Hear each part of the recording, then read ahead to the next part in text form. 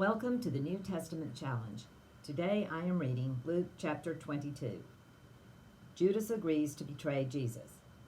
Now the feast of unleavened bread, called the Passover, was approaching, and the chief priests and the teachers of the law were looking for some way to get rid of Jesus, for they were afraid of the people.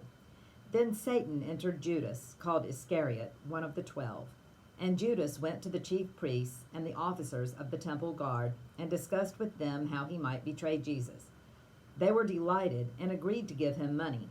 He consented and watched for an opportunity to hand Jesus over to them when no crowd was present. The Last Supper. Then came the day of unleavened bread on which the Passover lamb had to be sacrificed. Jesus sent Peter and John, saying, "Go and make preparations for us to eat the Passover." "Where do you want us to prepare for it?" they asked. He replied, "As you enter the city, a man carrying a jar of water will meet you. Follow him to the house that he enters, and say to the owner of the house, 'The teacher asks, where is the guest room where I may eat the Passover with my disciples?' He will show you a large upper room, all furnished. Make preparations there." They left and found things just as Jesus had told them. So they prepared the Passover. When the hour came, Jesus and his apostles reclined at the table. And he said to them, "I have eagerly desired to eat this Passover with you before I suffer. For I tell you, I will not eat it again until it finds fulfillment in the kingdom of God." After taking the cup, he gave thanks and said, "Take this and divide it among you. For I tell you, I will not drink again of the fruit of the vine until the kingdom of God comes." And he took bread, gave thanks, and broke it, and gave it to them, saying, "This is my body given for you. Do this in remembrance of me." In the same way, after the supper, he took the cup, saying, "This is the new covenant in my blood, which is poured out for you. But the hand of him who is going to betray me is with mine on the table. The Son of Man will go as it has been decreed, but woe to that man who betrays him." They began to question among themselves which of them it might be who would do this. Also, a dispute arose among them as to which of them was considered to be the greatest. Jesus said to them, "The kings of the Gentiles lord it over them, and those who exercise authority over them call themselves benefactors. But you are not to be like that. Instead, the greatest among you should be like the youngest, and the one who rules like the one who serves. For who is greater, the one who is at the table or the one who serves? Is it not the one who is at the table? But I am among you as one who serves. You are those who have stood by me in my trials, and I confer on you a kingdom, just as my Father conferred one on me, so that you may eat and drink at my table in my kingdom and sit on thrones, judging the 12 tribes of Israel. Simon, Simon, Satan has asked to sift you as wheat, but I have prayed for you, Simon, that your faith may not fail.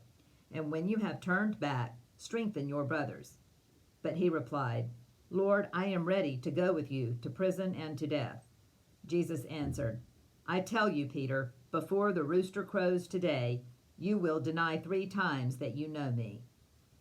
Then Jesus asked them, "When I sent you without purse, bag, or sandals, did you lack anything?" "Nothing," they answered.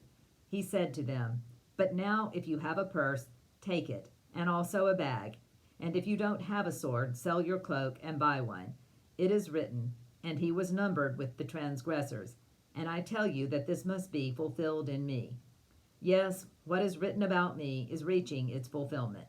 The disciples said, "See, Lord, here are 2 swords." "That is enough," he replied.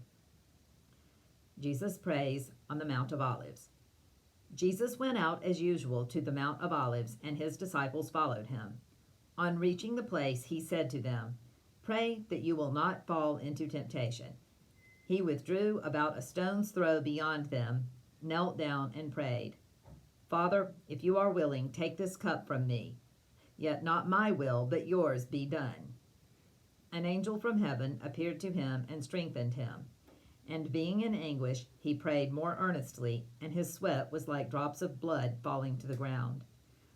When he rose from prayer and went back to the disciples, he found them asleep, exhausted from sorrow. "Why are you sleeping?" he asked them. "Get up and pray so that you will not fall into temptation." Jesus arrested. While he was still speaking, a crowd came up, and the man who was called Judas, one of the 12, was leading them. He approached Jesus to kiss him, but Jesus asked him, "Judas, are you betraying the Son of Man with a kiss?" When Jesus' followers saw what was going to happen, they said, "Lord, should we strike with our swords?" And one of them struck the servant of the high priest, cutting off his right ear. But Jesus answered, "No more of this." And he touched the man's ear and healed him. Then Jesus said to the chief priests, the officers of the temple guard, and the elders who had come for him, "Am I leading a rebellion that you have come for me with swords and clubs? Every day I was with you in the temple courts, and you did not lay a hand on me. But this is your hour, when darkness reigns." Peter disowns Jesus. Then seizing him, they led him away and took him into the house of the high priest. Peter followed at a distance.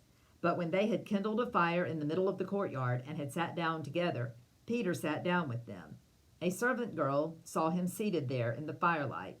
She looked closely at him and said, "This man was with him." But he denied it. "Woman, I don't know him," he said. A little later, someone else saw him and said, "You also are one of them." "Man, I am not," Peter replied. About an hour later, another asserted, "Certainly this fellow was with him, for he is a Galilean." Peter replied, "Man, I don't know what you're talking about." Just as he was speaking, the rooster crowed. The Lord turned and looked straight at Peter. Then Peter remembered the word the Lord had spoken to him. "Before the rooster crows today, you will disown me 3 times." And he went outside and wept bitterly. The guards mock Jesus. The men who were guarding Jesus began mocking and beating him. They blindfolded him and demanded, "Prophesy, who hit you?" And they said many other insulting things to him. Jesus before Pilate and Herod. At daybreak, the council of the elders of the people, both the chief priests and teachers of the law, met together, and Jesus was led before them.